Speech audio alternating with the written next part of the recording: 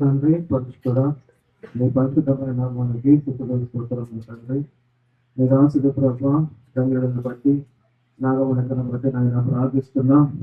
ఇప్పుడే మా ప్రభు ఈ ప్రాంతంలో మీరు రక్షించుకొని మీ శాస్త్రుగా నిర్వహించడానికి మీకు వందనాలు. పశ్చిమన మీరు తీసుకొచ్చిన ప్రతి మీద నాయన మధ్య ప్రభు ఈ రోజునైనా సంఘాన్ని దేవుని సాగుతులందరినీ కూడా ఆహ్వానించి ఈ స్థితి కూడా ఏర్పాటు చేస్తూ వచ్చినారు. బట్టి ప్రార్థిస్తున్నాం ప్రభావ. గడిచిన కాలం అందినైనా మీ కాపుదల మీ పొద్దున బిడ్డ గురించి మరొక సంవత్సరం ఆయన తీసుకొచ్చినందుకు మీకు వందనాలు. ఎవరి కాలంలో ప్రభుత్వం బిడ్డకి సన్నిధి మీ సంవత్సరం సహాయం చేయండి. ఉద్యోగ విషయంలో కూడా మీకు తోడుగా ఉండండి. అలాగే ప్రభావ మీ రాష్ట్రాన్ని బాగా నడిపించినందుకు మీ వందనాలు. కొంత నిమిషాలు ఆయన సాంక్షేమ వాక్యం చెప్పుకుంటుండగా అందరమైన శ్రద్ధగా సహాయం చేయండి. ఏస్తున్నాము ప్రార్థిస్తున్నాం తండ్రి.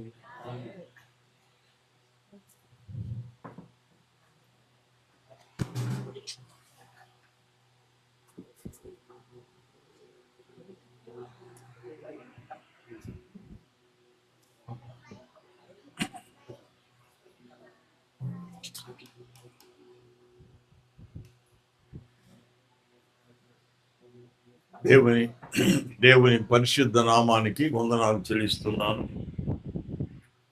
ఈ రాత్రి ఈ చిన్న గ్రామానికి రావటం నాకు ఎంతో సంతోషంగా ఉంది. ఎందుకంటే నేను సేవకి వచ్చిన తొలి దినాల్లో ఇలాంటి చిన్న గ్రామాలకు వెళ్ళి వాళ్ళకి సువార్త చెప్పేవాడిని. అవన్నీ నాకు జ్ఞాపకం వస్తున్నాయి. మట్టి రోడ్లు, కంకర్ రోడ్లు, కరెంట్ లేకపోవటం, కిరసనాల దీపాలు పెట్టి సువార్త చెప్పేవారు. అప్పుడు చాలా గ్రామాలకి కరెంట్ ఉండేది కాదు. ఆ చీకట్లో బ్యాటరీ పెట్టిన సైకిల్ తొక్కకుండా నడుచుకుంటూ వెళ్ళేవారు. మరి ఇట్లాంటి గ్రామాలను ఇప్పుడు దేవుడు ఎంతో దీవించాడు. ఆయన వెలుగు ప్రకాశింపజేశాడు. మరి ఇక్కడ ఇంత చక్కని కూడిక జరగడం నాకెంతో సంతోషం. సుమారు ఇంచుమించు 20 సంవత్సరాల క్రితం నేను కాశీరెడ్డి చాలా గ్రామాలు తిప్పెళ్ళాను. అవన్నీ గాలి నడకలో నడిచేవాళ్ళు.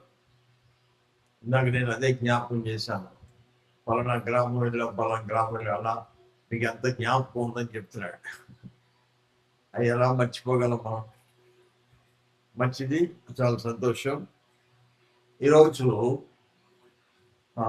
జన్మదిన శుభాకాంక్షలు ఎవరైతే పుట్టినరోజు చేసుకుంటారో వాళ్ళకి నేను శుభాకాంక్షలు తెలియజేస్తున్నాను. మరి నేను ఇక్కడికి రావటం అంటే చాలా కష్టమైన పని. కానీ కాశీరెడ్డి అన్న మీద ఉన్న ప్రేమ జాన్ గారు నన్ను ఎంతో ప్రేమిస్తారు. మరి నా సంఘాన్ని ఆదివారం వదిలిపెట్టుంటే మా వాళ్ళంతా విచారంగా ఉంటారు అన్నమాట, నేను కనపడకపోతే. అయినప్పటికీ కూడా ఇలాంటి వారు మంచిగా రావాలని ఆశపడి వచ్చాను. చాలా సంతోషం. మీ అందరికీ నా వందనాలు. వందనాలు చెప్పరా? పక్కడికి చెప్పండి. రైట్. మనం కలుసుకున్నప్పుడు ఒకరికొకరు ఏం చేయాలి? వందనాలు చెప్పుకుంటే గౌరవం. ఒకరినొకరు ఏం చేయాలి? గౌరవించుకోవాలి, ఏమో ప్రేమించుకోవాలి. మంచిది. మరి రాత్రి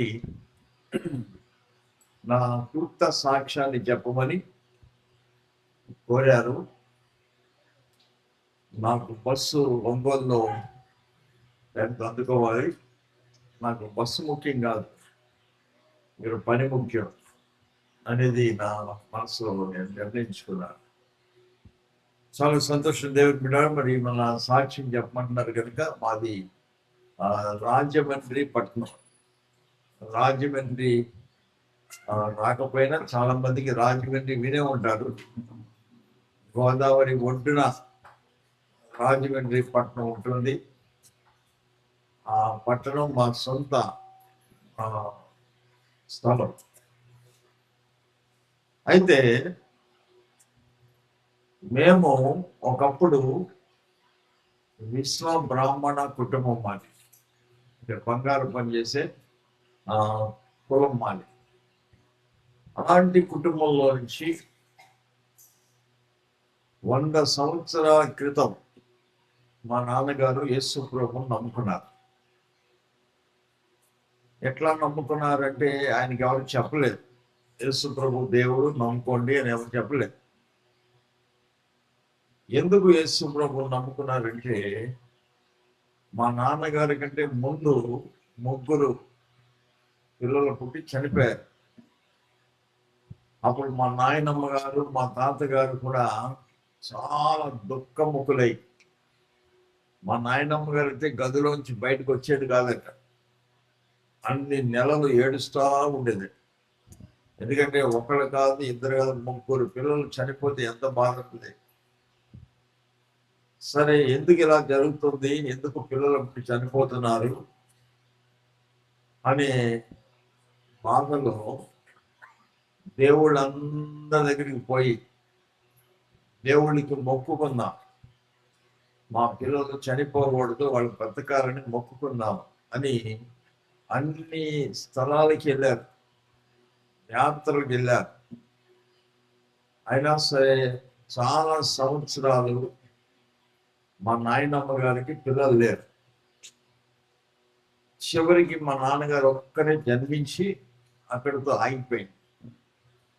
ఇప్పుడు మా నాన్నగారిని భక్తి బాగా నేర్పించారు. దేవుళ్ళు అంటే అమితమైన ప్రేమ. ఎందుకంటే నాకంటే ముందు 3 అబ్బాయిలు చనిపోయారు, నేను ఒక్కడే బ్రతికాను. నాకు ఈ మానవ జన్మ అనుగ్రహించిన దేవుళ్ళందరికీ నేను రుణపడి ఉన్నాను, వాళ్ళ రుణం తీర్చుకోవాలి అని ఉదయాన్నే లేచి గోదావరి స్నానం చేయటం, పూజలు చేయటం, ఇట్లాగా ఆయన జీవితం కొనసాగుతూ వచ్చింది. ఆ తర్వాత చదువుకి వెళ్ళారు, చదువుకుంటున్నాడు. ఎలిమెంటరీ స్కూల్ అయిపోయి హై స్కూల్కి వచ్చారు. హై స్కూల్ చదువుతున్నప్పుడు మా తాతగారు మా నాన్నగారిని పిలిచి, నాయన ఇక నీకు చదువు చాలు, ఇక్కడితో చదువు ఆపే, నీకు చాలా బాధ్యతలు అప్పగించాలి. ఒకే కుమారుడు. ఓ పక్కన మా అమ్మగారు కట్నంగా 25 ఎకరాలు పొలం తీసుకొచ్చారు, మంచి పొలం, మరి పశువులు ఉండేవి. ఇంటిలో సుమారు ఒక 20 మంది బంగారం పని చేసేవారు మా తాతగారి దగ్గర. 100 కాసుల బంగారం, వెండి మా ఇంట్లో ఉండేది. మరి ఇనపెట్లు, మోషాణాలని ఉండేవి పూర్వం, వాటిలో బంగారం దాసేవారు. కాబట్టి నేను ఒక్కడనే అయిపోయాను, నువ్వు నాకు జత ఉంటే చాలా బాగుంటుందమ్మా అంటే మా నాన్నగారు ఓకే అని చెప్పి చదువు ఆపేసి మా తాతగారికి సహాయంగాను, మరి కులవృత్తి కాబట్టి బంగారు నగల చేయటంలో మా నాన్నగారికి మంచి జ్ఞానం ఉండేది. ఎవరు చేయని వస్తువులు నేను చేయాలి అని, వడ్డాణం అనేది ఒకటి రేగుతో ఉంటుంది, మా నాన్నగారు అయితే రాళ్ళ వడ్డాణాలు చేశారు మొట్టమొదట. అలాగా మంచి మంచి వస్తువులు చేయటంలో మంచి పేరు తెచ్చుకున్నాడు. అలాగే రోజులు గడుస్తున్నాయి, మా నాన్నగారికి మంచి పేరు వచ్చింది. బాధ్యతలు కూడా మరి నమ్మకంగా మా తాతగారిని సంతోషపెట్టేలాగా మా నాన్నగారు జీవించేవారు.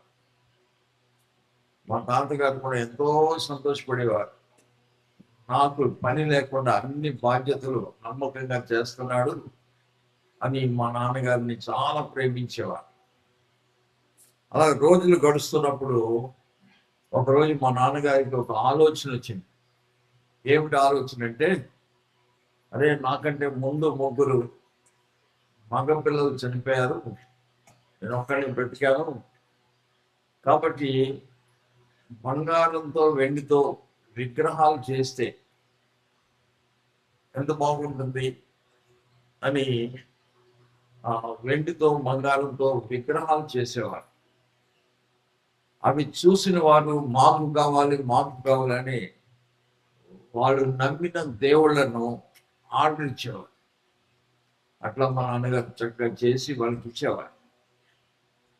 ఒక రోజున మా నాన్నగారు చేసిన ఆ బంగారపు విగ్రహం, చిన్న విగ్రహం ఎదురుగుండా ఉంటే తీసి ఎంత అందంగా చేశాను, ఎంత బాగా చేశాను, మరి నేనే చేశాను ఇంత అందంగా అని తనలో తాను సంతోషపడుతూ ఒక మాట బాధపడ్డారు. ఏంటంటే కళ్ళు పెట్టా, నోరు పెట్టా, చెవులు పెట్టా, కాళ్ళు చేతులు పెట్టాను, కానీ ప్రాణం పోయలేకపోయాను.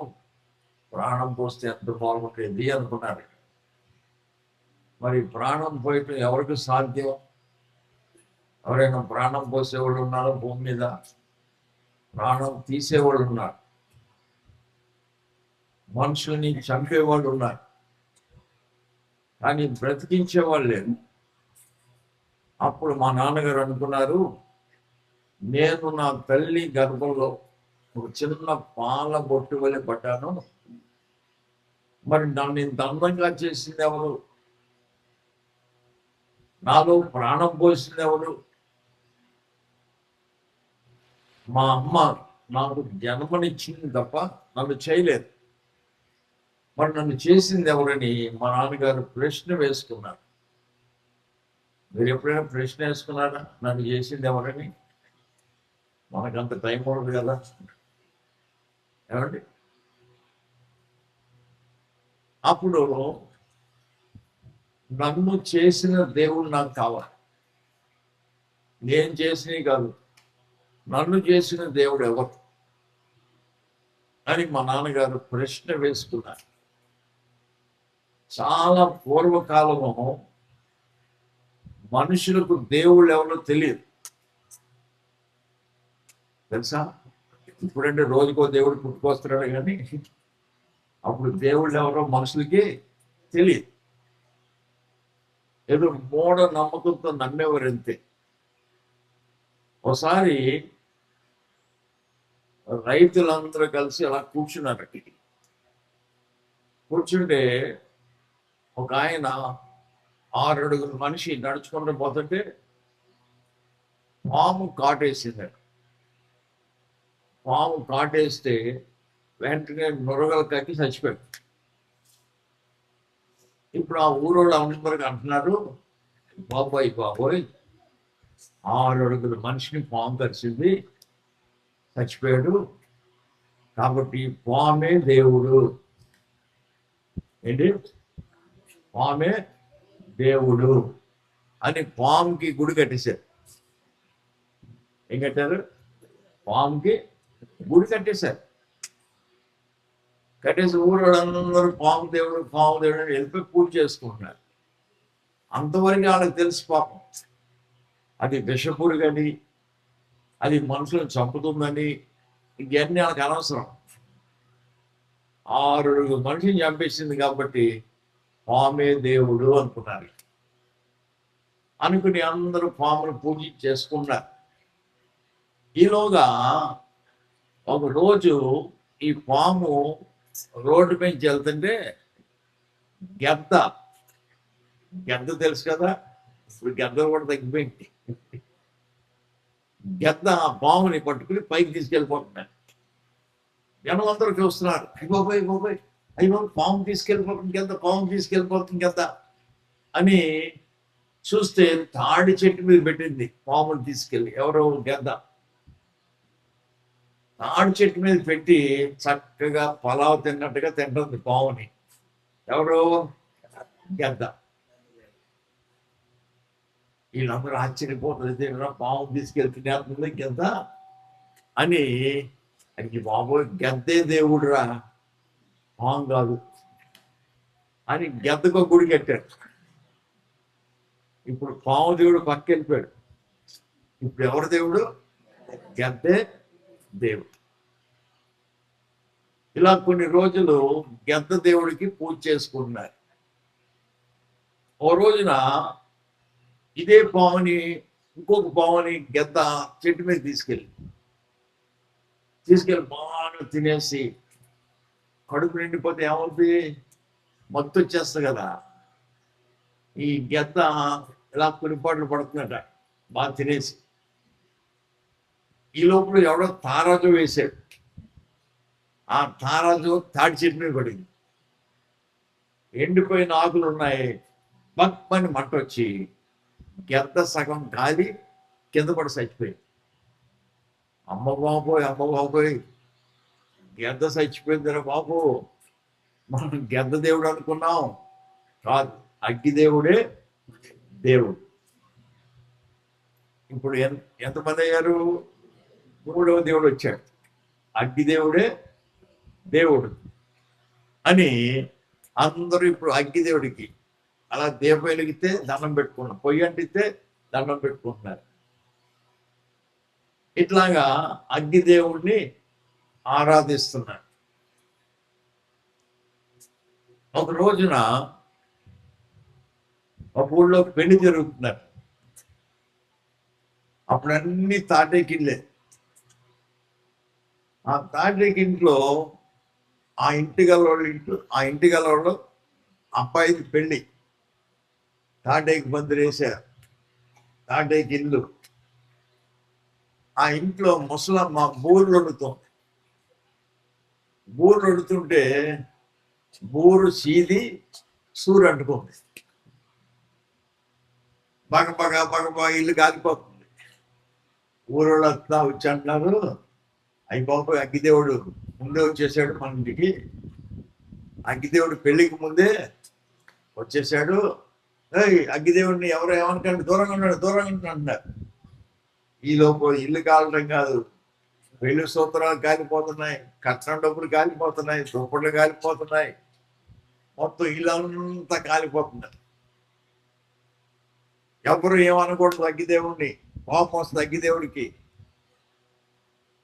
పెళ్లికి ముందే వచ్చేసాడు మన ఇంటికి అంటున్నారు అందరు. ఎంత అమాయకం అండి. ఇక అందరూ చూసి ఏడుస్తున్నారు, ఏడవకూడదు అంటున్నారు అందరూ. అగ్గిదేవుడు వచ్చాడు, ఏడవకూడదు అంటున్నారు. చివరికి మొత్తం కాలి బూడిదైపోయిన తర్వాత ఇంకా కొంచెం మంట ఉందన్నమాట. ఆ టైంలో దబా వర్షం పడుతుంది.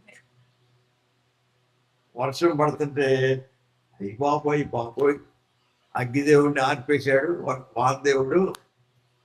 అసలు వానదేవుడే దేవుడు రా బాబు, అగ్గిదేవుడు ఏముంది, వానదేవుడే దేవుడు అంటున్నారు.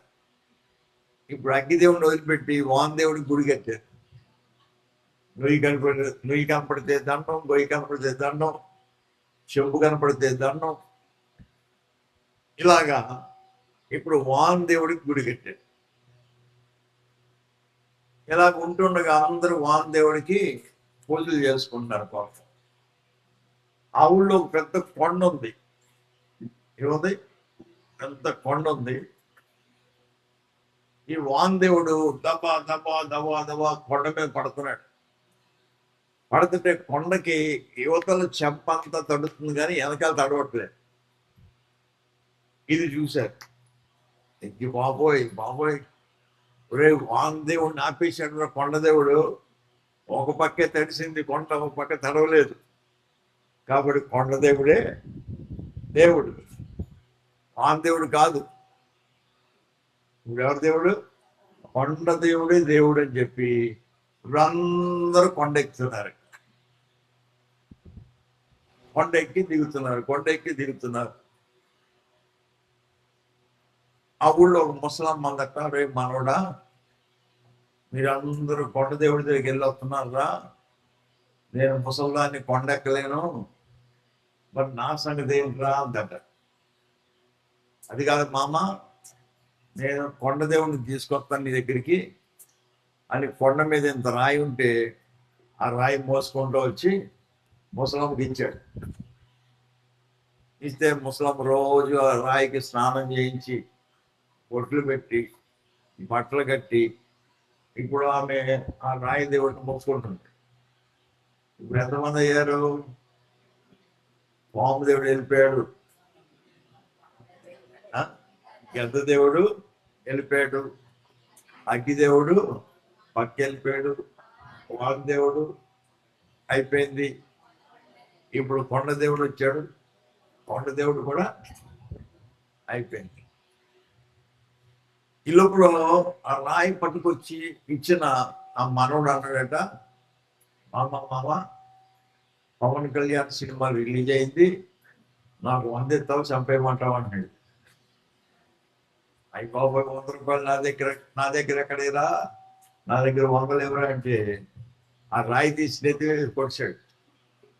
ముసలి అవుట్, ముసలి చచ్చిపోయింది. ఇప్పుడు ఎవరు దేవుడు అయ్యారు? ఎవరు దేవుడు కాదు, రక్షించినోడు ఎవడు లేడు కదా. అలాంటి అమాయకపు రోజుల్లో మా నాన్నగారు నాకు దేవుడు కావాలి అని వెతకడం ప్రారంభించాను. సరే, ఎక్కడికి పోయినా మన జాతి వారు చెక్కిన విగ్రహాలే కదా అవి. వీళ్ళైతే రాయితో, చెక్కతో, లోహంతో చేశారు, నేను వెండితో, బంగారంతో చేశాను. కాబట్టి ఇవి మనుషుల చేతి పనులే తప్ప ఇవి దేవుళ్ళు కాదని తెలుసుకున్నారు. ఆయన నేను చేసిన దానికి నేను మొక్కటం ఏంటి అని తెలుసుకున్నారు. అప్పుడు అసలు దేవుడు ఎవరు, దేవుడు అనేవాడు ఎక్కడ ఉంటాడు, ఎలా ఉంటాడు అని గ్రంథాలన్నీ చదవటం ప్రారంభించారు. మా నాన్నగారికి బ్రహ్మం గారి కాలజ్ఞానం కంటతా చెప్పేస్తారు. చిన్నప్పటి నుంచి బ్రహ్మం గారి కాలజ్ఞానం మా ఇంట్లో చదవటం వాడుక. అలాంటి రోజుల్లో చివరికి మొక్కలోంచి బ్రాహ్మణుడు పుట్టాడని, భుజాల్లోంచి రాజులు పుట్టారని, తొడలోంచి శూద్రులు, వైశ్యులు పుట్టారని, పాదాల్లోంచి శూద్రులు పుట్టారని గ్రంథాల్లో వ్రాయబడి ఉంది. మా నాన్నగారికి ఆశ్చర్యం కలిగింది. అరే, మొగల్లోంచి బ్రాహ్మణ పుట్టడం ఏంటి? మరి అప్పుడు మొగల్లోంచి బ్రాహ్మణ పుడితే ఇప్పుడు కూడా మొగల్లోంచి పుట్టాలి కదా. రాజులు భుజాల్లోంచి పుడితే ఇప్పుడు కూడా భుజాల్లోంచి పుట్టాలి కదా. శూద్రులు అంటే తక్కువ వారు ఎక్కడి నుంచి పుట్టారు? పాదాల్లోంచి పుట్టారట. మరి పాదాల్లోంచి పుడితే ఇప్పుడు కూడా పాదాలు గర్భం ధరించాలి కదా. కాబట్టి ఇవన్నీ కూడా కట్టు కథలు, వాస్తవం కాదు అని తెలుసుకున్నారు. చివరికి క్రైస్తవులు మాది పరిశుద్ధ గ్రంథం అంటున్నారు. పరిశుద్ధ గ్రంథం అనే పేరు ఎందుకు వచ్చింది, దీని గొప్పతనం ఏంటి అని బైబిల్ ఎక్కడ దొరుకుతుందా అని వెతికి కనుక్కొని బైబిల్ కొనుక్కున్నారు. బైబిల్ కొనుక్కుని దాన్ని పగలైతే మా తాతగారు చూసి ఒప్పుకోరు, అది ఎక్కడికి తెచ్చో బైబిల్ చదువుతున్నా అంటారు అని అర్ధరాత్రి చిన్న కిరసనాల దీపం పెట్టుకుని నిష్ఠగా స్నానం చేసి తడి మడి ఆచారాలతో పరిశుద్ధ గ్రంథాన్ని చదవటం ప్రారంభించారు. ఆ పరిశుద్ధ గ్రంథాన్ని తెరిచి ఆది కాండము అనే మొదటి అధ్యాయంలో ఏముంది అని చదవటం ప్రారంభించినప్పుడు దేవుడు ఆది యందు తన వాక్కు ద్వారా 5 దినాల్లో మొదటి దినము భూమి ఆకాశం చేశాడు, తర్వాత సూర్య చంద్ర నక్షత్రాలు చేశాడు, నదులు సముద్రాలు చేశాడు, జీవ వృక్షాలను చేశాడు, ఆకాశ పక్షులను చేశాడు, జంతువులను చేశాడు. ఇలా 5 దినాల్లో సృష్టిని చక్కగా క్రమంగా అందముగా తయారు చేశాడు. ఇప్పుడు మరి ఈ సృష్టిలో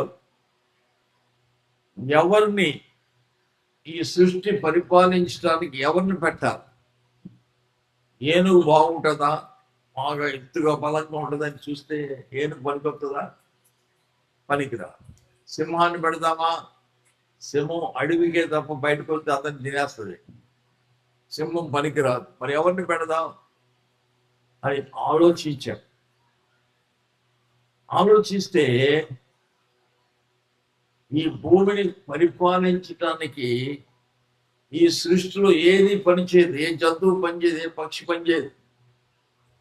అప్పుడు దేవుడు ఏం చేశాడంటే, ఇలా కాదు, మనం ఎలాగా పరలోకంలో ఉంటాం, ఈ భూమి మీద మన పోలికలో ఒక మనిషిని చేద్దాం. ఎవరిని చేద్దాం?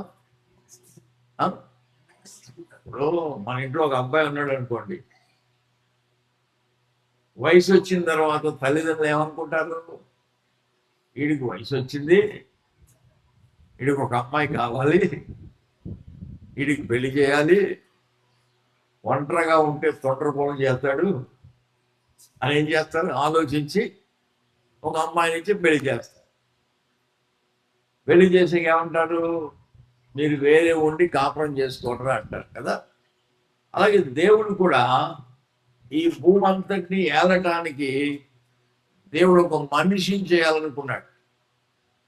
ఆ మనిషిని చేయటానికి మట్టి తీసి మట్టితో అందంగా బొమ్మను చేశాడు. ఆ బొమ్మకి దేవుడు తన పోలికిచ్చాడు, తన స్వరూప్యాన్ని ఇచ్చాడు. ఆ తర్వాత ఆ మనిషి నాసికా రంధ్రాల్లో జీవాన్ని ఊదాడు, అంటే ప్రాణం పోశాడు. ఇప్పుడు మనిషి ఏమైనటువంటి మట్టి నుంచి మహిమకు చేర్చబడ్డాడు. ఇప్పుడు మనిషి చక్కగా అందంగా ఈ భూమి మీద కనబడుతున్నాడు. దేవుడు చాలా సంతోషించాడు. అర్థమైందా? మనిషి మట్టి నుండి చేయబడ్డాడని ఎంతమంది నమ్ముతారమ్మా? ఎంతమంది నమ్ముతారు? ఎలా నమ్ముతున్నారు మీరు? చేస్తారు, సంతోషం. మనిషి మట్టి నుంచి చేయబడ్డాడని మీ నమ్మకం ఏంటి? ఎవరిని నలిపినా వచ్చేది మట్టే. తెల్లగా ఉన్నారనుకుంటా, వాళ్ళు నలిపితే బంగారం రాదు, మట్టే వస్తుంది. అర్థమైందా?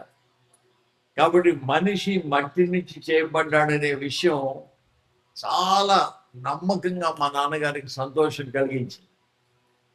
ఆ తర్వాత మనిషి ఒంటరిగా ఉండకూడదని ఈ పురుషుని కోసం దేవుడు స్త్రీని చేశాడు. ఆ తర్వాత అవ్వను చేసి ఇద్దరిని కలిపాడు.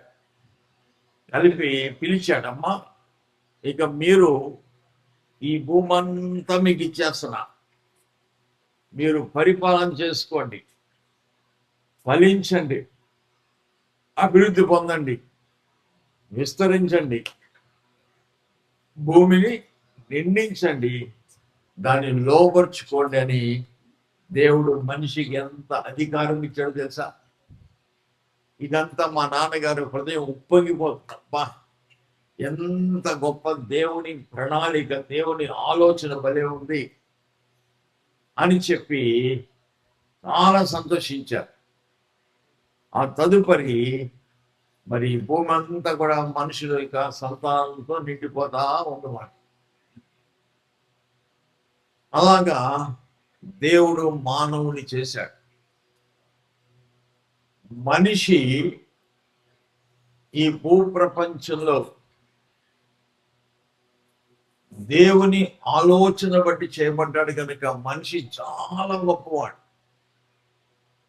ఫస్ట్ దేవుడు, దేవుని తర్వాత ఎవరో మనిషి. బాగా గుర్తుపెట్టుకోండి, ఫస్ట్ దేవుడు, దేవుడు తర్వాత మనిషి భూమి మీద గొప్పవాడు. మనిషి కాళ్ళ కింద ఈ సృష్టిని పెట్టాడు. అర్థం చేసుకోండి, మనిషి కాళ్ళ కింద ఈ సృష్టిని పెట్టాడు. ఎప్పుడైతే మనిషి పాపం చేశాడో సృష్టి పైకి వచ్చింది, మనిషి కిందకి వెళ్ళాడు. అందుకే భయపడిపోతాడు. సృష్టికి నమస్కారం చేస్తాడు, సృష్టికి దండం పెడతాడు. అసలు సృష్టి ఎందుకు చేయబడింది అంటే మన కోసం చేయబడింది, మనకు సేవ చేయడం కోసం.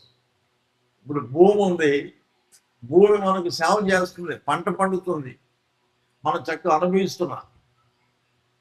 భూమికి ఏం పేరు పెట్టాడు? భూదేవత అంటాడు. ఏమండి? అలాగే నీటికి దండం పెడతాడు, నీళ్లు మన అవసరం కోసం పెట్టాడు దేవుడు. సూర్యుడికి దండం పెడతాడు, సూర్యుడు మనకు వెలుగు ఇవ్వడం కోసం దేవుడు పెట్టాడు. గాలి మనం అలిసిపోతే విశ్రాంతి కోసం దేవుడు మనకు గాలి పెట్టాడు. ఇవన్నీ మనకు సేవ చేయడం కోసం పెడితే వాటికి కూడా పేర్లు పెట్టేసరి గాలి దేవుడు, గంగమ్మ దేవుడు, సూర్యుడు దేవుడు, ఇట్లా. అంటే ఇదంతా కూడా తెలియక అమాయకత్వంగా చేసే పని. అర్థమైందా? మనుషులు ఎంత అవివేకులు అంటే అమాయకంగా ఉంటారంటే, ఒకసారి ప్రధానమంత్రి గొట్లగట్టు వస్తున్నాడని ప్రచారం చేశారు. గొట్లగట్టు వస్తున్నాడు ప్రధానమంత్రి అంటే చుట్టుపక్కల ఊళ్ళో అందరూ గొట్లగట్టు వచ్చారు. అందరి చేతులు దండలు ఉన్నాయి. అందరి చేతులు ఏమన్నామా? దండలు ఉన్నాయి. ఎందుకున్నాయి దండలు? ఎందుకున్నాయి దండలు చెప్పండమ్మా. ప్రధానమంత్రికి ఏంటండి? అర్థమైందా? మనం వేసుకోవడం కోసం కాదు. అందరూ దండలు పట్టుకుని గొట్టలు కట్టి చేరారు. ఈలోగా పైన విమానం తిరుగుతూ ఉంది. అప్పుడు మంత్రులు అన్నారు, ప్రజలారా మీరందరూ లైన్గా నిలబడండి, లైన్గా ఉండాలి అంటే అందరూ లైన్గా ఉన్నారు. ఇప్పుడు ప్రధానమంత్రి విమానం నుంచి కిందకి దిగాడు. దిగి ఇలా నడుచుకుంటూ వస్తున్నాడు. దండలు పట్టుకున్నాడంతా ఇలా వెళ్తున్నారు. ఒక్కడు కూడా ప్రధానమంత్రి దండ ఎక్కలేదు. ఆయన అనుకున్నాడు, విమానంలో చూసి అందరి చేతిలో దండలు ఉన్నాయి, ఇవన్నీ నేను మొయ్యగలనా అని ఆయన అనుకున్నాడు. కానీ వీళ్ళు ఏం చేస్తున్నాడు? దండలు పట్టుకుని ఇలాగ వెళ్తున్నారు, ఆయన ఇలాగ వస్తున్నాడు. ఏంటి ఈ దండలన్నీ నేను మొయ్యగలనా అని నేను అనుకుంటుంటే, దండలు ఎక్కడికి పట్టుకెళ్తున్నాడు వీళ్ళని ఇలాగ ఆగి ఇలా చూశాడు. చూస్తే దండలన్నీ పట్టుకెళ్ళి విమానానికి వేస్తున్నారు. ఎవరికి వెళ్తున్నారు? అయ్యి బాబు ఇదేంట్రా, నాకేయవలసిన దండలు ఎవరికి వెళ్తున్నారు? విమానానికి వెళ్తున్నారు ఏంటంటే మంత్రి గారిని అడిగాడుట కదా.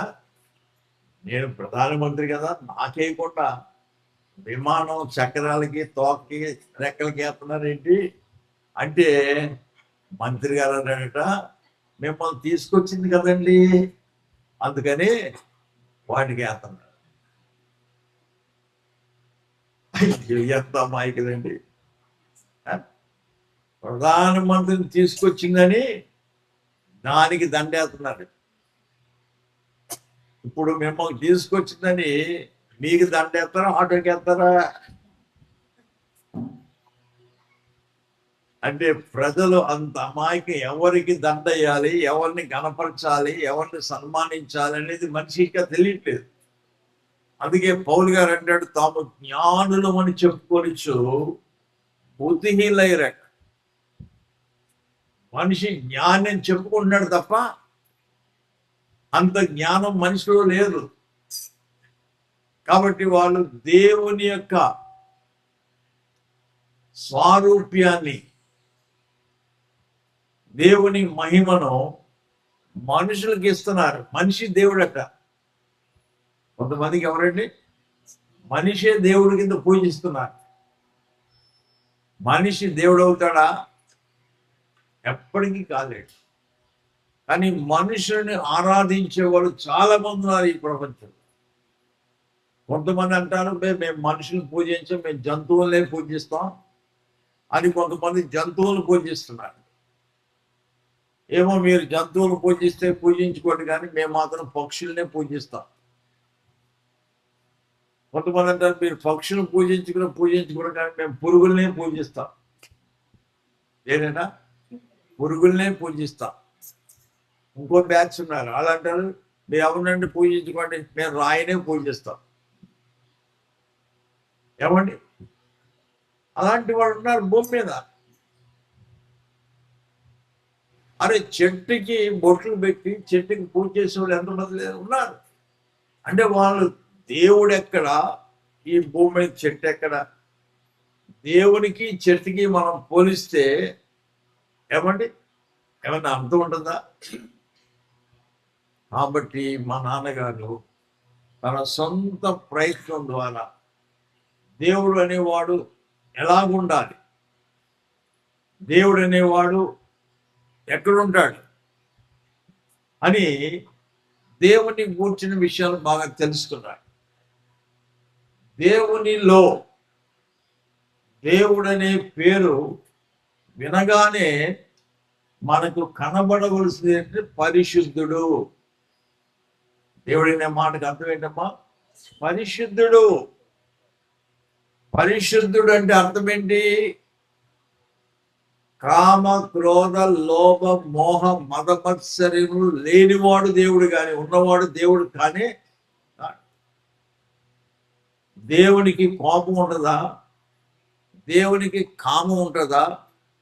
దేవునికి క్రోధం ఉంటుందా? ఎవడి దేవుళ్ళు అవి ఉండవు, అవి మనిషిలో ఉంటాయి. కాబట్టి దేవుడు అనే మాటకు పరిశుద్ధుడు అని అర్థం. దేవుడు ప్రత్యేకముగా ఉంటాడు, ఆయన అందరిలో కలవడు. సూర్యుడు ప్రత్యేకంగా ఉంటాడా? కిందకు వస్తాడా? ఏమా కిందకు వస్తే మనం బతుకుతామా? చెప్పండి. సూర్యుడు ప్రత్యేకంగా ఉంటాడు, ఆయన స్థానాన్ని వదిలిపెట్టాడు. అలాగే దేవుడు కూడా ప్రత్యేకముగా ఉంటాడు. దేవుడు అనగా పరిశుద్ధుడు. కొంతమంది అనుకుంటారు అన్నీ ఒకటేనండి అంటారు. ఏంటంటే అందరూ ఒకటేనండి. పాలు తెల్లగా ఉంటాయి, కళ్ళు కూడా తెల్లగా ఉంటాయి, సున్నం కూడా తెల్లగా ఉంటుంది. పాలని చెప్పి ఎవడైనా కళ్ళు పట్టుకెళ్తాడా? పాలని చెప్పి ఎవడైనా సున్నం పట్టుకెళ్తాడా? ఈ మూడు పరీక్షిస్తాడు. అరే ఇవి కళ్ళు రా, ఈ సున్నం రా, ఈ పాలు అని పాలు పట్టుకెళ్తాడు. అలాగే దేవుళ్ళు అనబడిన వారు ఎంతమంది ఉన్నా దేవుడు అనేవాడు ఒక్కడే ఉంటాడు. దేవుడని చాలా మంది పేర్లు పెట్టుకుంటున్నారు, మేము దేవుళ్ళు అని. అర్థమైందా? మా ఇంట్లో పాలేరు ఉండేవాడు, ఆ పాలేరు పేరు దేవుడు. పాలేరు పేరు ఏం పేరు? దేవుడు. మా అమ్మగారు పొద్దుటే రే దేవుడు వచ్చాడా అని అడిగేవారు. పేడ ఎత్తున్నాడమ్మా అని చెప్పేవాడు. దేవుడు పేడ ఎత్తాడా? ఏమో పేరు దేవుడని పెట్టుకున్నాడు కానీ వాడు మనిషే. పేరు పెట్టుకున్నాడని చెప్పి మనం దేవుడు అంటామా? అనలేం కదా. అదే రీతిగా ఆడు మానేశాడు, ఇంకోడు వచ్చాడు, ఆడి పేరు సముద్రం. ఏమ్మా సముద్రం వచ్చాడా అని అడిగేవాడు. కాకినాడలో ఉన్నాడని చెప్పేవాడు. అంటే సముద్రం కాకినాడలో ఉంటుంది మనం. అంటే సముద్రం అని పేరు పెట్టి సముద్రం అయిపోతాడా? ఏమండి, డాక్టర్ అని పెట్టుకుంటే అందరూ డాక్టర్లు అయిపోతారా? ఒక అతనికి కళ్ళు సరిగ్గా కనపడలేదు, కళ్ళు సరిగ్గా కనబడకపోతే ఎక్కడికి వెళ్తాడు చెప్పండి? ఏమా తెలీదా? చాలా మంది కళ్ళజోళ్ళు లేవు, అందుకని తెలియదు. కళ్ళు సరిగ్గా కనపడకపోతే ఎక్కడికి వెళ్తాడంటే కంటి డాక్టర్ దగ్గరికి వెళ్తాడు. కంటి డాక్టర్ దగ్గరికి వెళ్తే కంటి డాక్టర్ అన్నాడట, రే బాబు ఏంటి ఇలా వచ్చావు, లోపలికి రా అన్నాడు. పాపం కళ్ళు సరిగ్గా కనపడ్డాడు. లోపలికి వెళ్ళాడు డాక్టర్ గారి దగ్గరికి. డాక్టర్ గారు అన్నాడు, నీ సమస్య ఏంటి, నీ బాధ ఏంటి చెప్పన్నాడు. అప్పుడు ఇతను అన్నాడు, డాక్టర్ గారండి, ఈ మధ్య ఒకరిని చూస్తుంటే నాకు ఇద్దరి కింద కనపడుతున్నారండి అన్నాడు. అప్పుడు డాక్టర్ గారు అన్నారు, ఈ మాత్రం ముగ్గురు ఎందుకు వచ్చారు లోపలికని అడిగాడు. లేదా ఈ మాత్రానికి ముగ్గురు ఎందుకు వచ్చారు లోపలికి అన్నాడు. అంటే పేషెంట్ ఒకటి చూస్తుంటే ఇద్దరి కింద కనపడుతున్నారు, డాక్టర్ గారికి ఒకటి చూస్తుంటే ముగ్గురు కింద కనపడుతుంది. ఇందులో ఎవడు మంచోడు? పేషెంటే మంచోడు.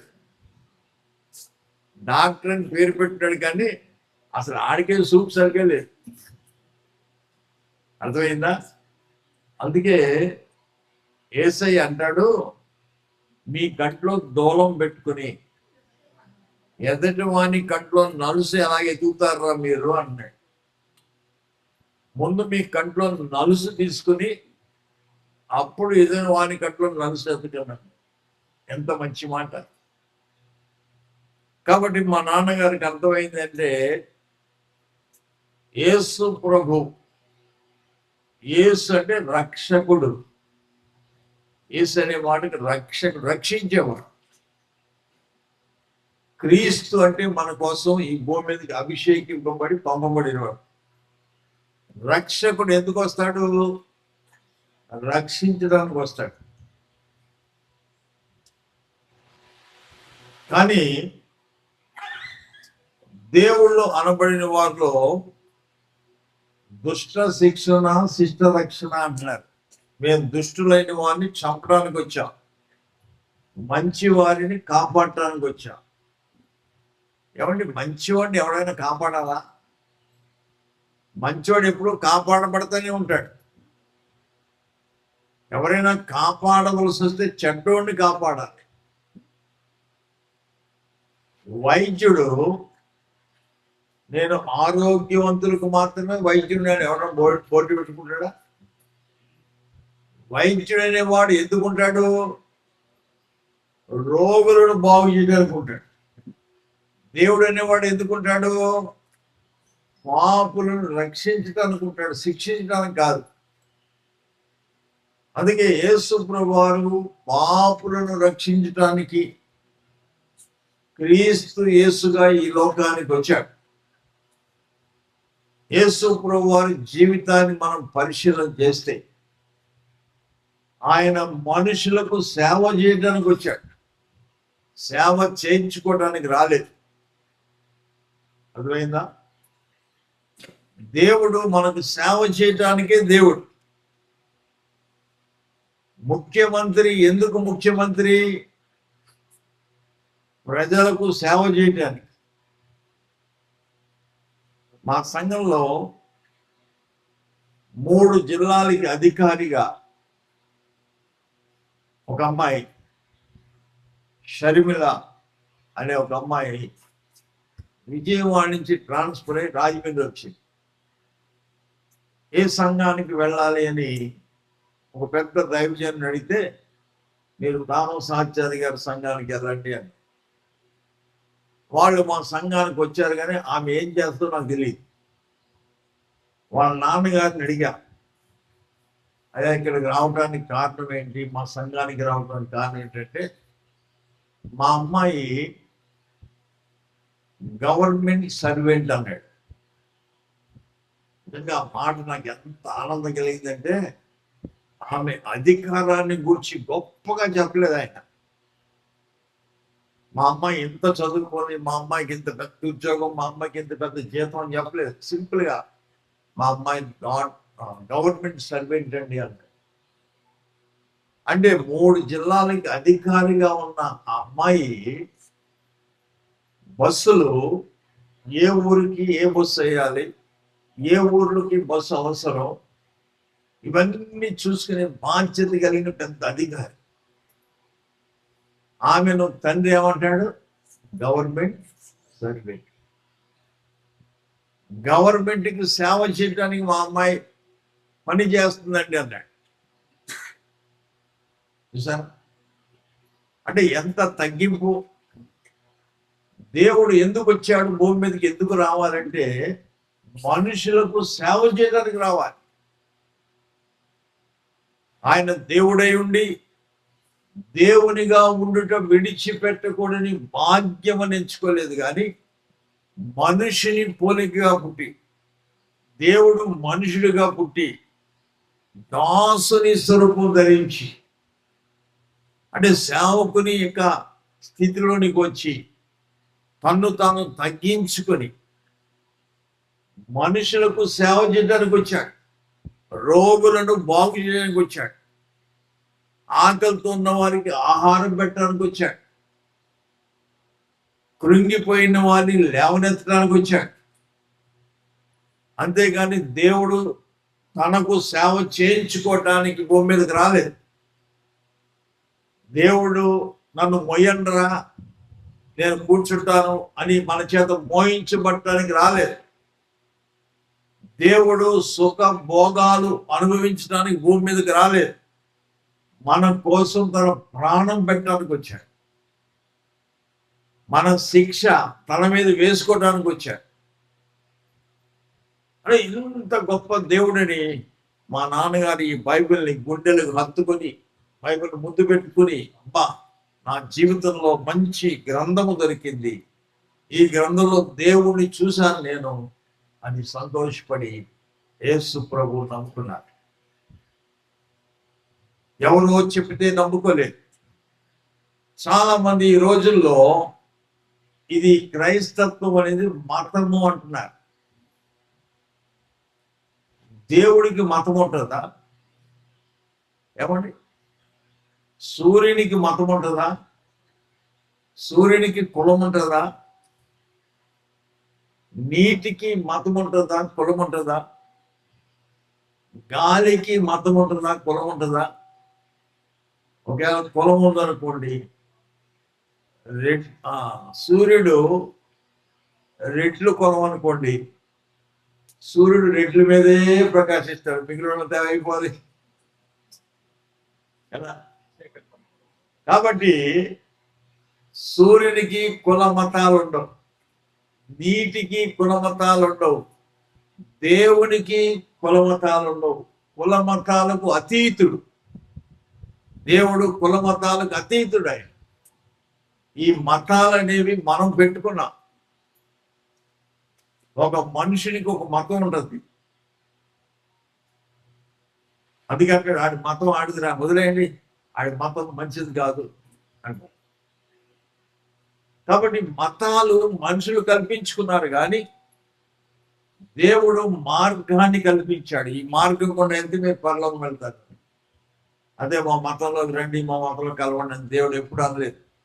మతాలు చేయలేని పని దేవుడు చేసి చూపించాడు. మతాలు ఏం చెప్తున్నాయి? కొట్టుకోండిరా, చంపుకోండిరా అని చెప్తున్నాయి. ఒక మతం వారు ఒక స్త్రీని యేసు ప్రభువు దగ్గర తీసుకొచ్చారు. యేసు ప్రభువుని తీసుకొచ్చి, బోధకుడా, ఈమె వ్యభిచారం చేస్తుండగా పట్టబడింది, మా మతం రాళ్లతో కొట్టి చంపమంటుంది, నువ్వేం చెప్తావు అని యేసు ప్రభువుని అడిగాడు. యేసు ప్రభువు అన్నాడు, మీ మతం అలా చెప్తుందా? రాళ్లతో కొట్టి చంపమంటుందా అని చెప్పి మహానుభావుడు యేసు ప్రభువు అన్నాడు, మీలో పాపము చేయని వాడు ఎవడైతే ఉంటాడో వాడు మొదట రాయి వేయండి అన్నాడు. అక్కడ ఉన్న వాళ్ళకి చెమటలు పట్టేసి, అయ్యి బాబోయ్, ఆడి పాప ఆడు గుర్తు వస్తుంది. ఆడు ఎన్నిసార్లు వ్యభిచారం చేశాడో ఆడి గుర్తొచ్చి రాయి ఎక్కడ పడేసి పొరుగో, ఇంకోటి కూడా రాయి ఎక్కడ పడి ఆడు పారిపోతున్నాడు. దేవుని ఎదుట ఆమె మీద రాయి వేయడానికి ఎప్పటికీ ధైర్యం లేదు. ఎందుకంటే దేవుడు మన దోషములను కనిపెట్టి చూచినప్పుడు ఎవడు ఆయన సన్నిధిని నిలబడగలవా? సూర్యుని ముందు మిట్ట మధ్యాహ్నం సూర్యుని ముందు ఒక గంట సేపు నిలబడగలవా? సూర్యుని కలుగు చేసిన దేవుని ఎదుట ఎవరు నిలబడగలరు? అందరూ పారిపోయారు. ప్రభు అన్నాడమ్మా, నిన్నెవరు శిక్షించలేదా? లేదయ్యా, నేను కూడా శిక్షించను నిన్ను, ఇక పాపము చేయక వెళ్ళిపోమ్మా అని దేవుడు ఆమెను పంపించాడు. ఆమెను పలకరించే పలకరింపు దయారసం అనేది ఆమె మీద పోసాడు. అమ్మా అని పిలుస్తున్నాడు. ఆ పిలుపులోనే ఎంత ప్రేమ ఒలిగిపోతుందో చూడండి. కాబట్టి రాత్రి దేవుని బిడ్డలారా, దేవుడు తన పోలికలో మనవి చేస్తే మనం ఏం చేస్తున్నామో తెలుసా? ఎన్ని జంతువులు ఉన్నాయో అన్ని జంతువుల పోలిక దేవుడికి పెట్టేశారు. ఇప్పుడు ఆలోచించారా మీరు? ఈ భూమి మీద ఎన్ని జంతువులు ఉన్నాయో అన్ని జంతువుల్ని కూడా దేవుని పోలిక పెట్టారు. అప్పుడప్పుడు నేను బాధపడతాను.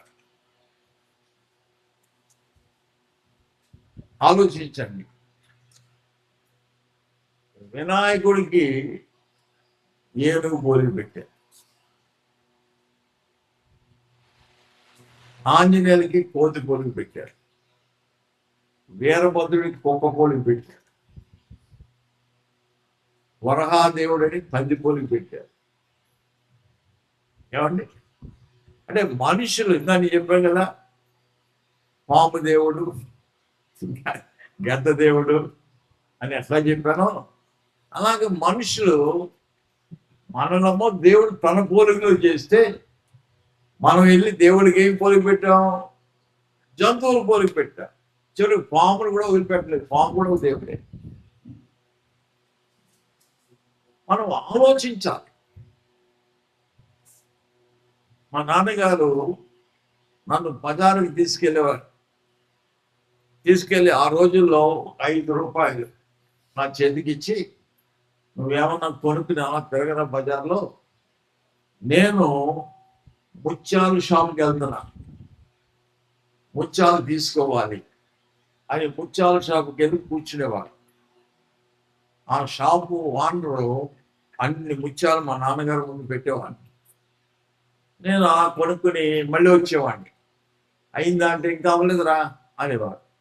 మళ్ళీ అలాగే వెళ్ళి ఇలా వచ్చి మళ్ళీ వచ్చి అయిపోయిందా అనేవాడు. అంటే ఇంకా అవ్వలేదమ్మా అనేవాడు. ఇలాగ 4-5 సార్లు అయిందా అంటే అవ్వలేదమ్మా అనేవాడు. ఇంతకీ ఏం చేస్తున్నారంటే, ఒక పరికరం ఉంటుంది, ఆ పరికరాన్ని ఇలా కంటికి పెట్టుకుని ఆ దాంట్లోంచి ముత్యాలను బాగా వెతికి నిజమైన ముత్యం ఏదో చూసి దాన్ని పక్కన పెట్టుకుంటారు. అన్ని ముత్యాలను తీసుకెళ్ళిపోరు ఎవరు. అవి శ్రేష్టమై ఉండాలి, అవి పుట్టిన ముత్యాలు తయారు చేసి పుట్టినవి ఉండాలి. మెడలో వేసుకుంటే అబ్బా ముత్యాలు అంటే ఎక్కడదమ్మా, ఎవరు చేశారమ్మా అన్నట్లుగా దగదగా మెరవాలి. అందుకని ఆ ముత్యాలు ఏరటానికి ఇంత టైం పట్టిందమ్మా అనేవారు. అమ్మ బాబోయ్, ముత్యాలు పరిశీలన చేయటానికి అవి జాతి ముత్యాలు మంచి ముత్యాలని తెలుసుకోవటానికి ఆయన అంతసేపు కూర్చునేవారు. అక్కడ కొండ కొనాలంటే కొండ ఎంత ఉంటుందమ్మా? 10 రూపాయలు ఉంటుంది. కొండ కొనాలంటే కొండలు చాలా ఉంటాయి.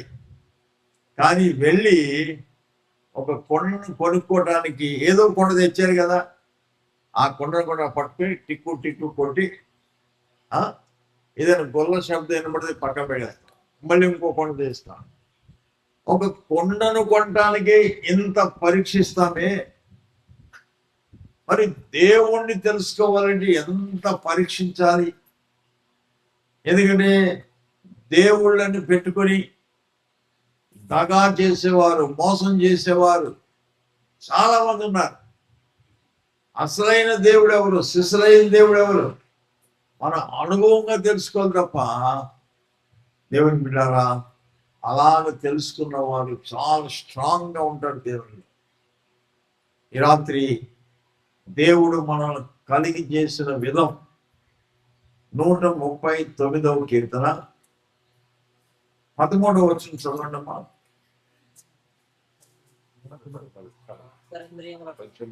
అమ్మా, నా అంతరింద్రియములను నీవే కలుగు చేసితివి, నా తల్లి గర్భమందు నన్ను నిర్మించిన వాడవు నీవే.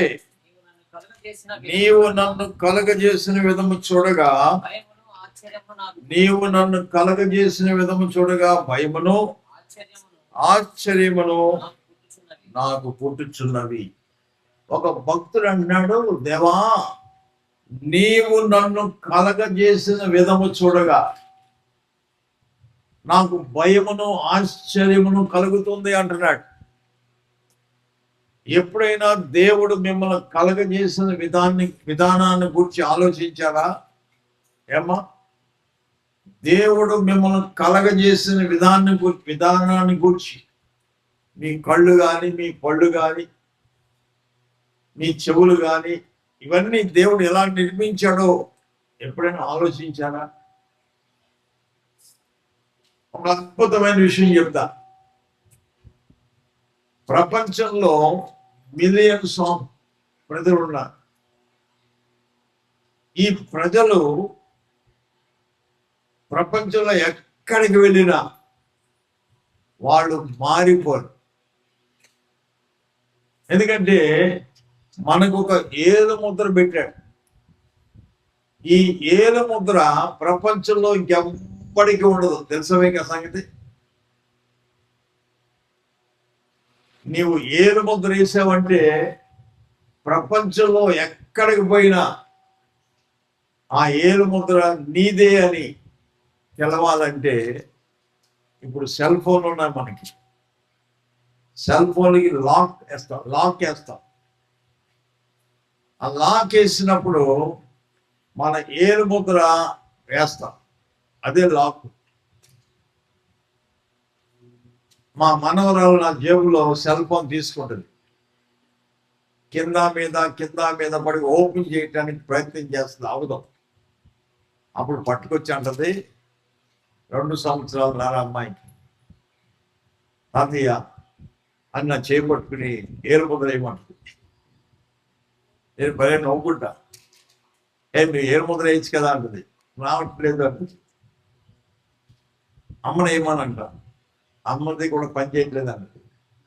అంటే నా ఏలు ముద్ర వేస్తేనే అది మళ్ళీ లాక్ ఓపెన్ అవుతుంది. అంటే చూడండి, సంతకమైనా ఫోర్జరీ చేయించేమో కానీ ఏలు ముద్రని ఎవడో ఫోర్జరీ చేయలేడు. అలాగే కంటిలో కూడా ఒక స్పెషల్ ఉంటుంది. మీరు ఆధార్ కార్డు కోసం వెళ్తే ఫస్ట్ ఏలు ముద్ర, తర్వాత కంటిలో కొన్ని ఫొటోస్ తీస్తారు. నీ కంటిలో ఇంకో కంటిలో ఉండదు. అంటే ఎంత అద్భుతం చూడండి దేవుని సృష్టి. పోతే మనం పుట్టినప్పటి నుంచి చనిపోయే వరకు ఎన్ని మైళ్ళు నడుస్తామో, ఎన్ని కిలోమీటర్లు నడుస్తామో మనకు తెలియదు. మన లెక్కకి అట్లా ఇన్ని కిలోమీటర్లు నడిచామని చెప్పలేము. ఇన్ని కిలోమీటర్లు నడిచినా చెప్పులన్నా అరిగిపోతాయి కానీ పాదాలు ఎక్కడన్నా అరిగిపోతాయా? ఆలోచించారు ఎప్పుడన్నా? చెప్పులన్నా మారుస్తాం కానీ పాదాలు మారుస్తామా? పాదాలు ఎంత దూరం వెళ్ళినా అవి అరిగిపోవు. కొన్ని ప్రాంతాల్లో పాపం చెప్పులు కూడా వేసుకోరు చాలా మంది. నా మట్టుకు నేను ఎన్ని చెప్పులు వాడానో నాకే లెక్క పెట్టలేదు. కానీ మనిషి తన జీవితంలో నడిచేవాడుగా ఉంటాడు కాబట్టి పాదాలను దేవుడు స్పెషల్గా తయారు చేశాడు. పాదాలు అరగవు. చెప్పులు అరిగినట్టుగా పాదాలు అరిగితే మనం బతకగలం భూమి మీద? అర్థం చేసుకోండి. దేవుడు కలుగు చేసిన మన బాడీలో ఈ అవయవాలు ఉన్నాయే, వాటి ఖరీదు మనం లెక్క కట్టలేము. కొంతమంది కూర్చుని పిచ్చి ఆలోచనలు ఆలోచిస్తారు. దేవుడు నన్ను పేదోడిగా పుట్టించాడు, దేవుడు నాకేమి ఇచ్చాడు, దేవుడు నాకేం సహాయం చేశాడు అని పిచ్చి మాటలు మాట్లాడుకుంటారు. దేవుడు మనకి ఇచ్చిన అవయవాల్లో ఏమ్మా, హార్ట్, గుండె. ఈ రోజుల్లో స్టంట్ వేయాలంటే ఒక స్టంట్కి ₹1,00,000 తీసుకుంటున్నారు. గుండె ఆపరేషన్ చేయాలంటే 6, 7, 10 లక్షలు కూడా అవుతుంది, జస్ట్ ఆపరేషన్. మరి గుండెను పెట్టిన దేవుడు గుండె విలువ ఎంత నుంచి మనం చెప్పాలి.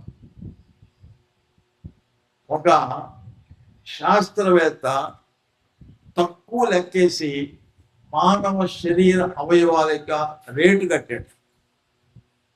మనిషి గుండెకాయ ఒక 8 కోట్లు ఉంటుందట. ఎన్ని కోట్లు? 8 కోట్లు. అంటే నువ్వు ఎంత కోటీశ్వరాలు అమ్మా? మీకు కోట్లు విలువ తెలిస్తే కదా.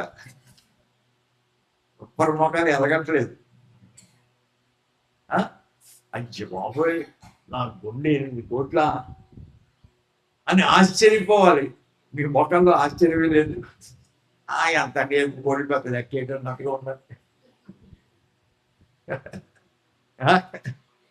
పోతే ఏమ్మా, లంగ్స్, మనకున్న లంగ్స్ ఉన్నాయే, ఊపిరితిత్తులు. ఊపిరితిత్తుల యొక్క విలువ సుమారు 7 కోట్లట. ఎన్ని కోట్లు? లెక్కేయండి. 8, 7 రాసుకోండి. ఇకపోతే లివర్ ఖరీదు ఇంచుమించుగా 5 కోట్లు ఉంటుంది. మొన్ననే ఒక అబ్బాయి అమెరికాలో లివర్ మార్పిడి చేయించుకున్నాడు. లివర్ పాడైపోయింది తాగి తాగి తాగి. అమెరికాలోనే అది తీసి మళ్ళా కొత్తగా ఒక లివర్ వేయటానికి ₹1,50,00,000 అయిందండి. నాకు ఆశ్చర్యమైంది. అది మార్చినందుకు ₹1,50,00,000 అయింది. తర్వాత ఏది పడితే తినకూడదు, ఏది పడితే తాగకూడదు, దానికి ఒక లిస్ట్ ఇచ్చారు. ఎందుకంటే లివర్ పాడైపోయింది కాదు. మన లివర్ పాడవలేదు. ఎంత ఖరీదైంది ఏమ్మా? ఎన్ని కోట్లు చెప్పాను? 5 కోట్లు. అయ్యో బాబాయ్, నాకు చెప్పడానికి ఆశ్చర్యంగా ఉంది, వినడానికి మీకు ఆశ్చర్యం లేదు. ఎందుకంటే మీరు అపర కోటీశ్వరులు కదా. తర్వాత కిడ్నీలు. ఎన్ని కిడ్నీలు పెట్టాడు మనకి? 2 పెట్టాడు. ఒక అబ్బాయి పేదవాడు అయిపోయాను, నేను అప్పులు పాలైపోయానంటే ఒక కిడ్నీ అమ్మేస్తాను అంటున్నాడు. అంటే ఒక కిడ్నీ అమ్మితే కూడా ఉంటుంది కదా. ఎంతగా అమ్మేస్తారు? 30 లక్షలకి అమ్మేద్దాం అనుకున్నానంటే 30 లక్షలు సంపాదించాలని ఎంత పడుతుంది? కానీ ఉచ్చినే పెట్టాడు దేవుడు నీకు కిడ్నీ. ఒకటి పాడైపోతే ఇంకోటి పని చేయాలని డబుల్ ఇంజిన్ లాగా 2 కిడ్నీలు పెట్టాడు. 2 కిడ్నీలు ఖరీదు ఎంతటా ఏమో? కిడ్నీ ఒకటి 2 కోట్లు, 4 కోట్లు. ఇకపోతే ప్యాంక్రియాస్ ఏమండి, వాటి ఖరీదు 1,50,00,000. తర్వాత బోన్ మ్యారో అని మన ఎముకలో మూలుగు ఉంటుంది. అది బాగా ఉంటేనే మనం నడవగలుగుతాం. అది ఆరోగ్యంగా ఉంటేనే మనం చలాకీగా ఉంటాం. ఆ బోన్ మ్యారో అనేది లేడీ ఎలా పరిగెడుతుందో అలా పరిగెత్తిస్తుంది. కానీ ఈ మధ్య కొంతమందికి మా రాజమండ్రిలో ఒక అబ్బాయికి బోన్ మ్యారో క్యాన్సర్ వచ్చింది. ఆ క్యాన్సర్ తగ్గడం కోసమై జర్మనీ నుంచి 10 ఇంజక్షన్లు తెప్పించారు. ఇంజక్షన్ ఒకటి 1,00,000. 10 ఇంజక్షన్లు తెప్పించారు, ఇంకా వైద్యం చేయించారు. ఇంచుమించుగా 25 లక్షలు ఖర్చు అయింది. కానీ ఆ క్యాన్సర్ తగ్గక చచ్చిపెడిపోవాలి. అంటే బోన్ మ్యారో అనేది ఎంత కాస్ట్లీది, ఎంత మంచిది, ఎంత విలువైంది అని ఎప్పుడన్నా మీరు ఆలోచించారా?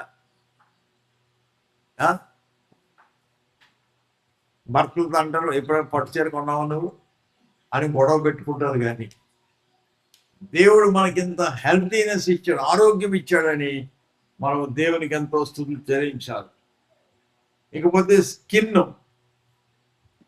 ఈ స్కిన్ కనబడుతుంది కదా మనకి, ఇది ఒక 80 లక్షలు తక్కువగా వేసాడు. ఈ స్కిన్కి మనం ఎన్ని వాడతామో క్రీములు, కానీ ఇంత మంచి అందమైన రంగు కలిగిన స్కిన్ ఇచ్చినందుకు మనం దేవునికి ఎంతో వందనాలు చెల్లించాలి.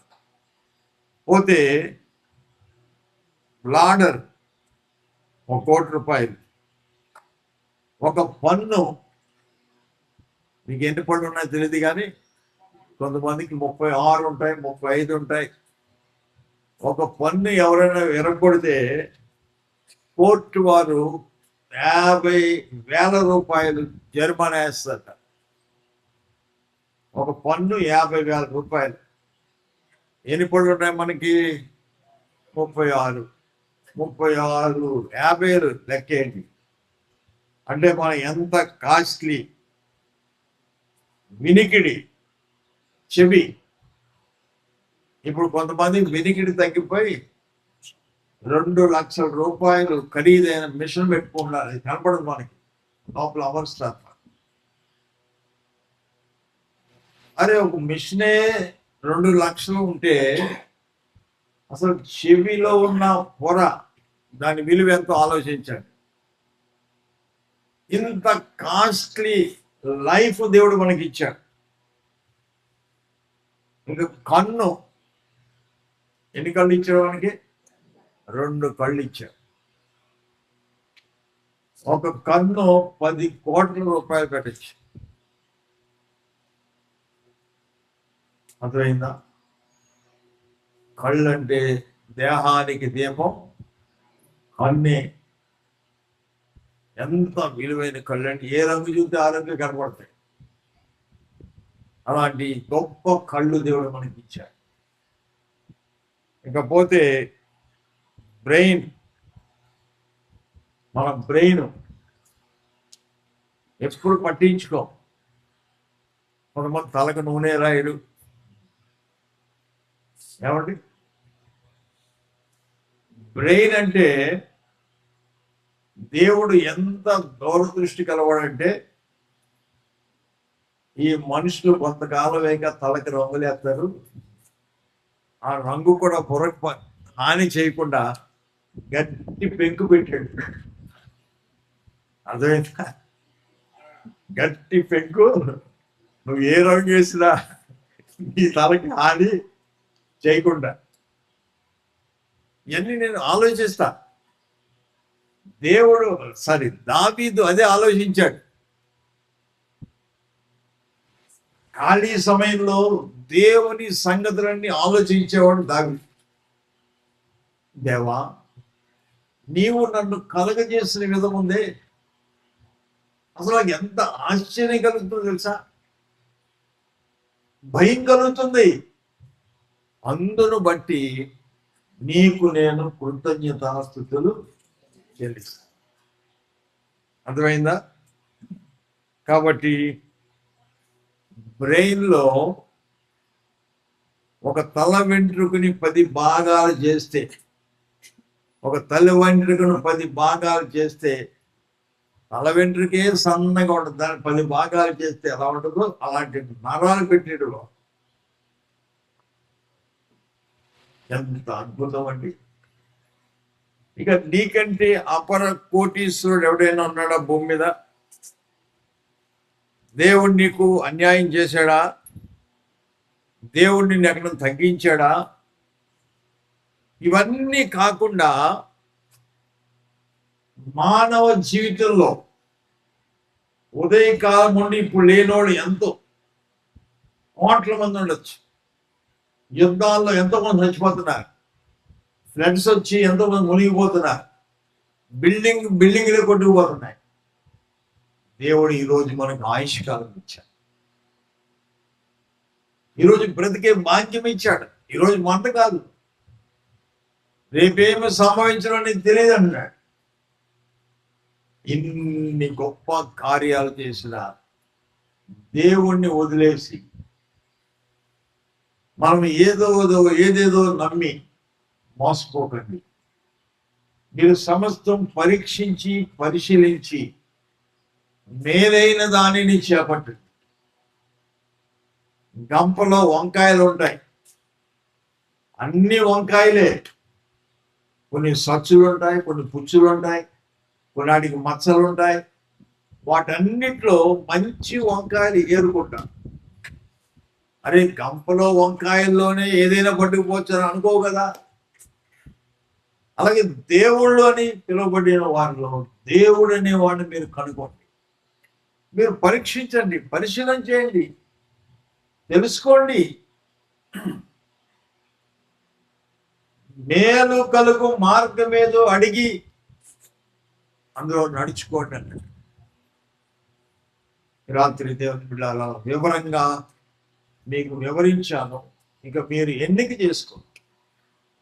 ఎందుకు యేసు ప్రభువు దేవుడని ప్రజలు నమ్ముతున్నారు? ఈరోజు ప్రపంచం అంతా అన్ని దేశాల్లో కూడా యేసు ప్రభు దేవుడిని ఆరాధింపబడుతున్న కారణం ఏంటి? యేసు ప్రభు వారికి చరిత్ర ఉంది. ఆయన పుట్టిన తర్వాత క్రీస్తు శకం అనే మాట మనకు రుజువు చేస్తుంది. అంతకుముందు ఏ శకమైనా ఉందా అంటే లేదు. యేసు ప్రభు నుండి చరిత్ర స్టార్ట్ అయింది. కాబట్టి మహాత్మా గాంధీ పుట్టాడంటే క్రీస్తు శకము అని పెడతాం. బుద్ధుడు పుట్టాడంటే క్రీస్తుకు పూర్వం అని చెప్తాం. చరిత్ర కలిగిన దేవుడు ఆయన, స్వయం భవుడు. ఆయన జన్మకు ఆయనే కారకుడు, ఆయన ఎవరు చేయలేరు.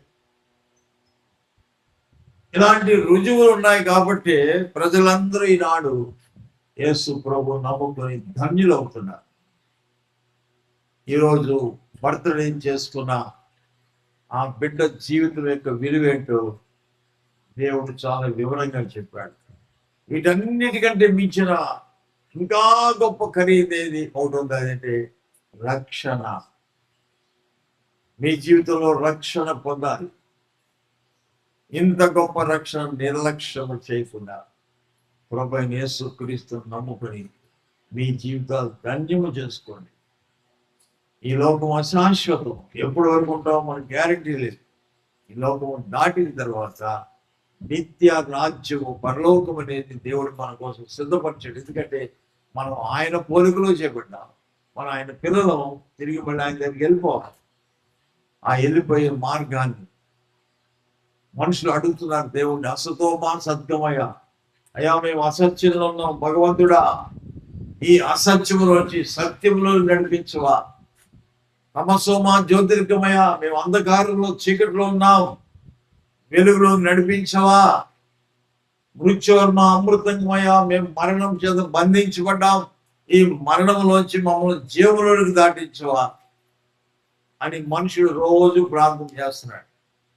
దానికి దేవుని సమాధానం, నేనే మార్గము, నేనే సత్యము, నేనే జీవము. ఆ జీవమైన ప్రభుని మీరు కూడా నమ్ముకోండి.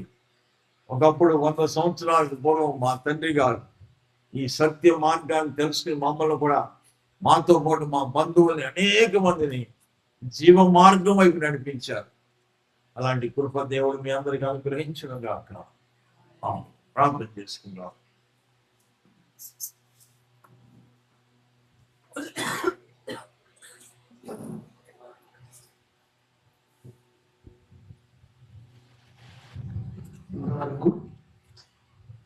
సేవకులు దేవుని గురించి స్పష్టంగా మాట్లాడాడు, వివరించారు.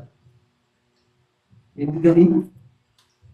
నీవు కూడా దేవుని నమ్ముకోవాలని, సత్యాన్ని తెలుసుకోవాలి, రక్షణ పొందాలని, ఈ లోకం ముగిస్తే పరలోకం చేరాలని దేవుడు తెలియపరిచారు. అందుకే సమస్తమును పరీక్షించి మేలైందని చెప్పుకోవాలని చెప్తుంది కదా.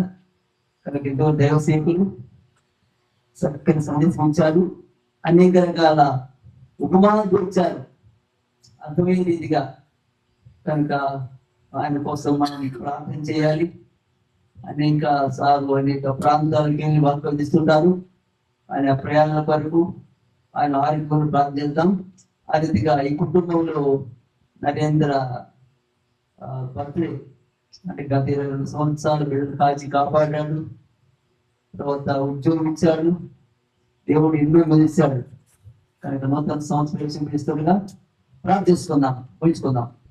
ప్రేమ గల తండ్రి, మీకు వందనాలు స్తోత్రాలు ఇస్తూ నాయన, ఎంతవరకు మీ దాసుని తీసుకొచ్చి గ్రామానికి ప్రభా మీ లేఖనాల ద్వారా తిరిగి వస్తుంది వందనాలు. అనేక రీతులుగా మరి ప్రభా మీరు మాట్లాడేందుకు వందనాలు తండ్రి. అర్థమయ్యే రీతిగా తండ్రి చక్కగా వివరించేందుకే వందనాలు సార్ తండ్రి. అనేక మంది గ్రామంలో ఉన్నారు ప్రభా, ఆ ఎన్నవారి హృదయాల్లో తండ్రి మీ కార్యం జరగకుండా సాయం చేయాలి. వందనాలు. మనకి చెప్పమన్నారు ప్రభా, చెప్పించాము తండ్రి. కానీ ఎవరైతే మీ సంకల్పం ఉన్నారో ప్రభా, వారందరూ కూడా రక్షణ బుద్ధులకు సాయం చేరుకుంటున్నాం. నిజమైన దేవుడు తెలుసుకుంటూ సాయం చేరుకుంటున్నాం. వందనాలు. గంగటి బట్టి నాగమని బట్టి వందనాలు ఇస్తాం తండ్రి. వారి విశ్వాస జీవితాన్ని బట్టి వందనాలు ఇస్తాం తండ్రి. వారిద్దరు మీరు రక్షించుకున్నారు ఆయన. ఈ బిడ్డలుగా తీసుకుందుకే వందనాలు తండ్రి. వారు చేస్తే వ్యవసాయ పనులు, వ్యాపారాలు కూడా దీవించి ఆశించిన ఆయన మీకు వందనాలు. వారి తల్లి గారిని, అత్త మామలను బట్టి వందనాలు తండ్రి. వారికి నరేందర్ గారికి ప్రార్థిస్తున్నా తండ్రి. హైదరాబాద్ జాబ్ చేస్తే వందనాలు తండ్రి. ఆ బిడ్డకు మీరు తోడు ఆయన మంచి జ్ఞానం చేసేది తండ్రి. తన భవిష్యత్తు కోసం కూడా ప్రార్థిస్తున్నాం తండ్రి. ఈ దినము నాయన బంధువులను, స్నేహితులను, సంఘస్థులను, సేవకులు పిలుచుకొని ప్రభావ చక్కగా ప్రభుత్వ ఇప్పుడు ఏర్పరిచింది వందనాలు తండ్రి. మనం గారి కుటుంబానికి కష్టపడుతున్నాం, దీవించమని కుటుంబం తోడుండమని యేసు నామములో ప్రార్థించుకుంటున్నాం తండ్రి. తండ్రి దేవుని ప్రేమ, ప్రభు యేసు క్రీస్తు కృప, పరిశుద్ధ సహవాసము చేయడం అందరితోనూ ప్రభు కృప సదాకాలం తోడును గాక. ఆమేన్.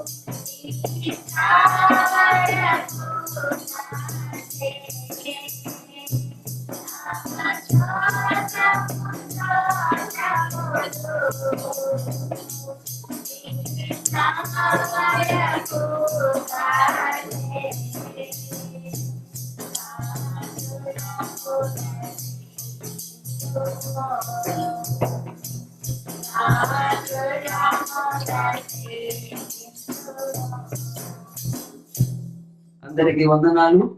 వచ్చిన వారందరికి ప్రేమ విధేయపడేశారు. అందరు కూడా భోజనం పనిచేస్తున్నాం. ఇక్కడ కూర్చోలేదుగా, అలాగే పండుగ కూర్చోండి, లైన్ కూర్చోండి. తిరిగిపోయి అవసరం వారి